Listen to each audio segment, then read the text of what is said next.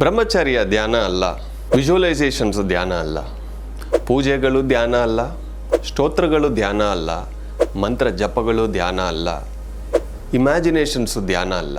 ಧ್ಯಾನ ಅಂದರೆ ಏನು ಅಂದರೆ ನಿಮ್ಮ ಶ್ವಾಸದ ಮೇಲೆ ಗಮನ, ಸರಿಯಾದ ಧ್ಯಾನ. ಮನಸ್ಸನ್ನು ದಾಟಬೇಕು. ಅದಕ್ಕೆ ನಾವು ಬೇರೆ ಏನೇ ಮಾಡಿದ್ರೂ ಮನಸ್ಸು ಜೊತೆ ಇರ್ತೀವಿ.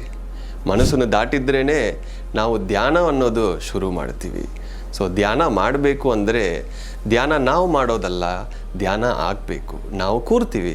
ಧ್ಯಾನ ಆಗಬೇಕು ಅಂದರೆ ಮನಸ್ಸು ಶೂನ್ಯ ಆಗಬೇಕು. ಮನಸ್ಸು ಶೂನ್ಯ ಆಗಬೇಕು ಅಂದರೆ ಸಹಜವಾದ ಶ್ವಾಸದ ಮೇಲೆ ಗಮನವನ್ನು ಇಡಬೇಕು.